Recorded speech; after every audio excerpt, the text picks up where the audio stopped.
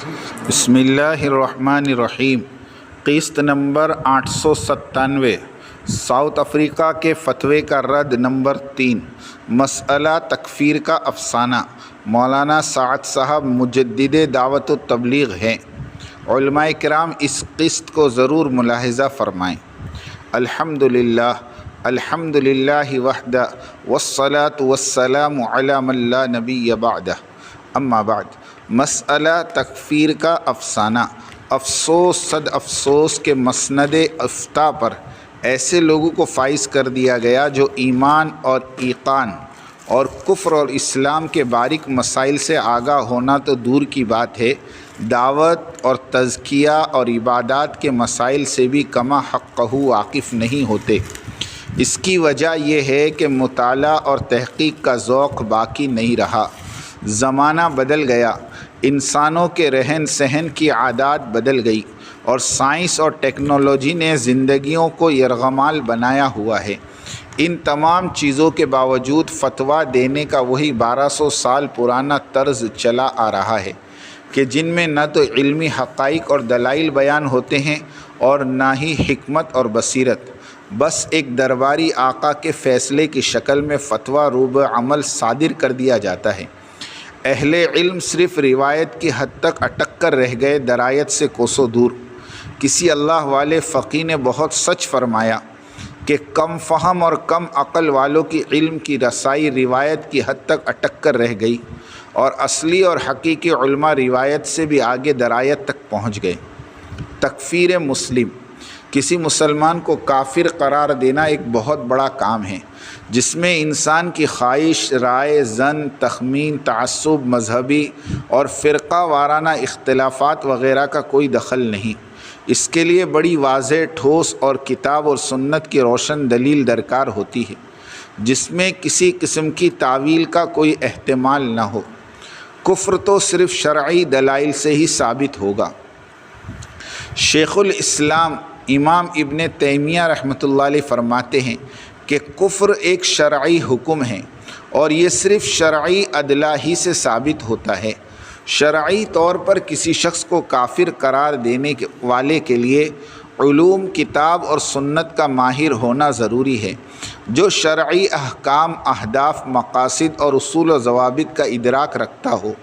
اور ان احکام اور اصول کی تطبیق لوگوں کے احوال، ان کی خطا، تعویلات و جہالت اور قیام حجت کی رعایت رکھنے والا ہو۔ غالیوں کے غلو، انتہا پسندوں کی انتہا پسندی اور مفرطین کی افراط و تفریط سے کوسوں دور ہو۔ اس لیے کہ تکفیر کا مسئلہ انتہائی خطیر اور اس کے متابعات یعنی نتائج نہایتی خطرناک ہیں۔ بدترین خطاؤں میں سے ایک خطا یہ بھی ہے کہ بعض جہال بدمست افراد کا مسند افتاء کو اپنے ہاتھ میں لے کر فتوی بازی کرنا اور مسلمانوں کے مال اور اعراض اور خون کو حلال جاننا اور اس کے لیے تکفیر کے شرعی اصول و ضوابط سے ہٹ کر فیصلے کرنے کا ایک عام رواج بن گیا ہے جو یقیناً ایک مہلک مرض ہے۔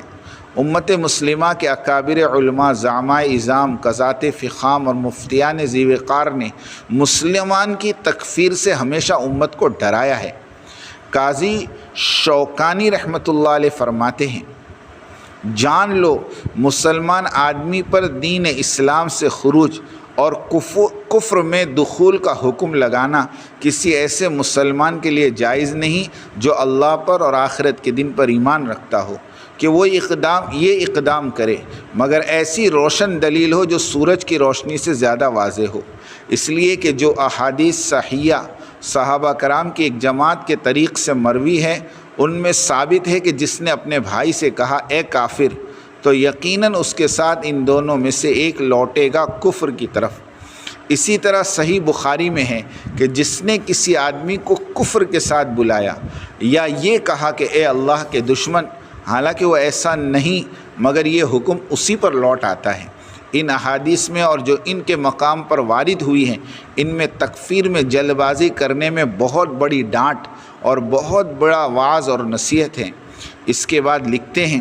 کہ یقیناً اللہ تعالیٰ نے فرمایا اور لیکن جس کا شرع صدر کفر کے ساتھ ہو گیا تو کفر کے ساتھ شرع صدر اور اس کے ساتھ دل کا اطمینان اور اس کی طرف نفس کا سکون ضروری ہے۔ فائدہ، برے عقائد کے حوادث کے وقوع کا کوئی اعتبار نہیں، خصوصاً جب جہالت کی بنا پر دین اسلام کی مخالفت ہو، اور کسی کفریہ فعل کے صادر ہونے کا بھی اعتبار نہیں جب اس کے مرتکب نے ملت اسلام سے ملت کفر کی طرف نکلنے کا ارادہ نہ کیا ہو، اور نہ ہی مسلمان کے ایسے الفاظ کا کوئی اعتبار ہے جو کفر پر دلالت کرتے ہوں، وہ ان معنی کا وہ اعتقاد نہ رکھتا ہو۔ اسی طرح بعض وہ احادیث جس میں کسی فعل کے سر انجام دینے پر لفظ کفر وارد ہوا ہے، جیسے میرے بعد تم کافر نہ ہو جانا، تمہارے بعض کی گردنیں مارنے لگے، ان کو ذکر کرنے کے بعد قاضی یمان محمد بن علی شوکانی رحمۃ اللہ علیہ فرماتے، جب تجھ پر تعویل کے راستے تنگ ہو جائے اور ان جیسی احادیث کے بارے میں تو کوئی راستہ اختیار کرنے کی صورت نہ پائے، تو تجھ پر لازم ہے کہ ان احادیث کو اسی طرح برقرار رکھ جیسے وہ وارد ہوئی، اور تو کہہ جس پر رسول اللہ صلی اللہ علیہ وسلم نے کفر کا نام لیا ہے وہ اسی طرح ہے جیسا کہ آپ نے فرمایا، اور مسلمانوں میں سے جس کسی پر رسول اللہ صلی اللہ علیہ وسلم نے کافر ہونے کا اطلاق کیا ہے، ان کے سوا کسی اور پر کفر کا اطلاق کرنا جائز نہیں ہے، سوائے اس کے جس کا شرع صدر کفر کے ساتھ ہو چکا ہے، تو اس وقت تو مصائب کے عیب سے نجات پا جائے گا اور مشقت میں واقع ہونے سے بچ جائے گا، اس لیے کہ جس کام میں کچھ خطرات ہوں، اپنے دین کا حریص آدمی اس کا جلدی ارتکاب نہیں کرتا، اور نہ ہی اس کام کو روا رکھتا ہے جس میں کوئی فائدہ اور بھلائی نہ ہو۔ پھر فرماتے کہ ہر مسلمان پر لازم ہے کہ وہ کلمہ کفر کا اطلاق صرف اسی پر کرے جس کا کفر کے ساتھ شرع صدر ہو چکا ہو، اور یہ ایسا حق ہے جس میں کسی طرح کی پیچیدگی نہیں۔ بقول شاعر کے، نوجوان شخص خواہش کی پیروی کے سوا ہر چیز کا انکاری ہے، حالانکہ اس کے لیے حق واضح ہو چکا ہے۔ امام غزالی رحمۃ اللہ علیہ اور مسئلہ تکفیر۔ امام غزالی رحمۃ اللہ علیہ فرماتے ہیں کہ تکفیر سے بچنا چاہیے جب تک انسان اس کی طرف کوئی راہ پاتا ہے، تو یقیناً قبلے کی طرف منہ کر کے نماز پڑھنے والوں، لا الہ الا اللہ محمد رسول اللہ صراحت سے کہنے والوں کے خون اور مال کو مباح سمجھنا خطا ہے، اور 1000 کافر چھوڑنے کی خطا کرنا کسی ایک مسلمان کے خون سے ہاتھ رنگنے کی خطا سے زیادہ ہلکا ہے۔ امام غزالی رحمۃ اللہ علیہ کا یہ قول حافظ ابن حجر عسقلانی رحمۃ اللہ علیہ نے فتح الباری میں بھی نقل کیا ہے۔ امام ابو الحسن علی بن اسماعیل اشعری کا اعلان حق۔ میں نے اشعری کا ایک کلام دیکھا جس نے مجھے حیرت اور تعجب میں ڈال دیا، اور وہ ثابت ہے، اسے امام بہقی نے روایت کیا۔ انہوں نے کہا میں نے ابو حازم ابدوی سے سنا، انہوں نے کہا میں نے ظاہر بن احمد سرخسی سے سنا، وہ کہتے ہیں جب میرے گھر میں بغداد کے اندر ابو الحسن اشعری کی موت کا وقت قریب ہو گیا، تب انہوں نے مجھے بلایا تو میں ان کے پاس آیا، انہوں نے کہا مجھ پر گواہ ہو جا، میں اہل قبلہ میں سے کسی ایک کی بھی تکفیر نہیں کرتا، اس لیے کہ تمام ایک معبود کی جانب اشارہ کرتے ہیں، اور یہ سب محض عبارات کا اختلاف ہیں۔ یہ ابو الحسن اشعری وہ ہیں جو اشاعرہ کے امام ہیں، یہ پہلے معتزلی تھے، انہوں نے معتزلہ کی حمایت میں کتاب لکھی تھی اور پھر خود ہی ان کو باطل قرار دے دیا، اور علماء دیوبند اور علماء بریلوی انہیں عقیدے میں اپنا امام مانتے ہیں۔ انہوں نے آخری زندگی میں کلمہ حق بلند کیا اور اہل سنت اور اہل حدیث کا منہج اختیار کیا اور اہل قبلہ کی تکفیر سے رجوع کیا، لیکن ان کے ماننے والوں نے غلط روش اپنائی، اور آج مسلمانان عالم کی تکفیر پر کمر بستہ ہیں۔ شیخ الاسلام امام ابن تیمیہ رحمۃ اللہ علیہ کا قول ہے، امام ذہبی رحمۃ اللہ علیہ ابو الحسن اشعری کا کلام نقل کرنے کے بعد اپنے شیخ محترم ابن تیمیہ کے بارے میں لکھتے ہیں کہ میں کہتا ہوں کہ میں اس طرز کو اپناتا ہوں، اور اسی طرح ہمارے شیخ امام ابن تیمیہ بھی اپنی زندگی کے آخری ایام میں یہی کہتے تھے کہ میں امت میں کسی کی تکفیر نہیں کرتا، اور کہتے تھے نبی کریم صلی اللہ علیہ وسلم نے فرمایا وضو کی حفاظت مومن کے علاوہ کوئی نہیں کرتا، تو جس نے وضو کے ساتھ نمازوں کو بھی لازم کر لیا ہو وہ یقیناً مسلم ہے۔ مولانا سعد صاحب پر لگائے گئے کفریہ فتوے کا افسانہ۔ اوپر کی گئی مستند بحث کی روح سے ساؤتھ افریقہ والوں کا فتویٰ سراسر جذباتی، غیر منطقی اور غیر مسنون ہے۔ شورا والوں نے زور لگا کر بھی مفتی اعظم مفتی ابوالقاسم صاحب قاسمی سے مولانا سعد صاحب کے گمراہ ہونے کا فتویٰ نہیں لے سکے، اور ساؤتھ افریقہ نے تو دارالعلوم کو بھی پیچھے چھوڑ دیا اور سیدھے کفر کا فتویٰ دے دیا۔ واہ عجبا!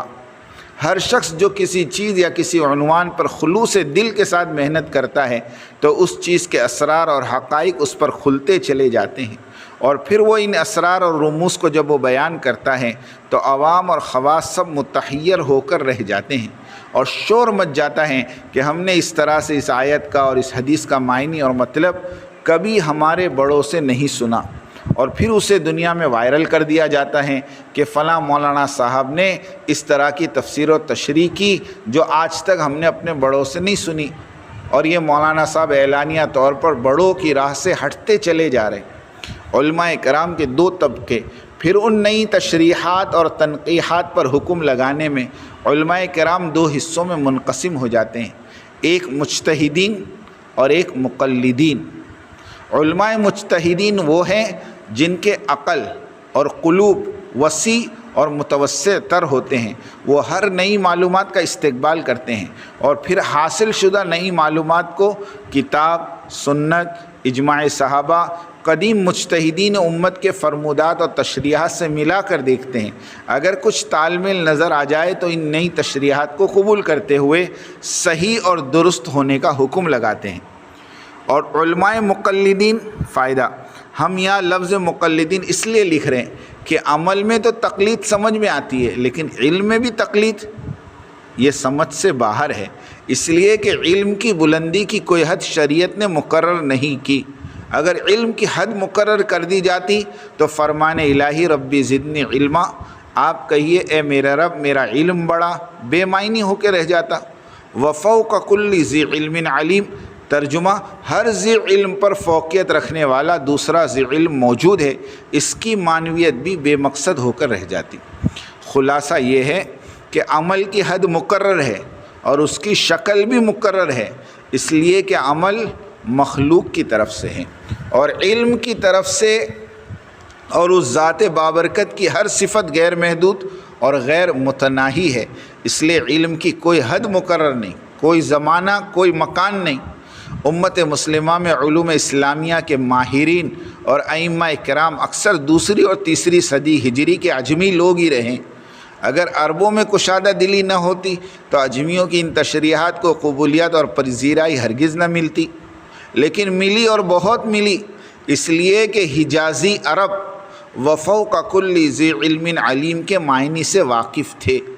قیامت تک ہر علم اور فن کے مجتہدین پیدا ہوتے رہیں گے اور اپنی فکروں اور مجاہدوں کے ذریعے نئی نئی تشریحات پیش کرتے رہیں گے، اور یہ کہہ کر کہ ہم نے ہمارے بڑوں کو اس طرح کہتے نہیں سنا لہٰذا ہم اسے نہیں مانتے، یہ کہنا تو بالکل غیر صحیح ہے اور غیر منطقی ہے۔ واللہ اس طرح کی سوچ اور فیصلہ علم کی حقانیت سے انکار کے مترادف ہے اور علماء کی حوصلہ شکنی اور ان کی ذات کے ساتھ سراسر بدگمانی ہے۔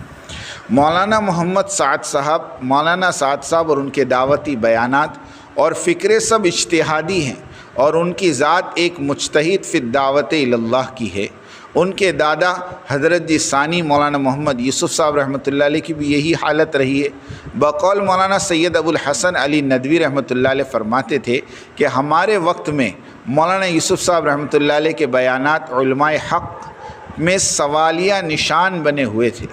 ہماری سوچ اور مطالعے سے کہیں زیادہ اونچے بیانات ہوتے تھے۔ آخر میں ایک ایک بات کو دعوتی لائن کے بزرگ عبداللہ ابن مبارک، علامہ ابن تیمیہ، علامہ ابن جوزی وغیرہ کی فکروں اور ان کی تشریحات اور بیانوں سے تناسب کرتا چلا تو ہر بات کو صحیح پایا،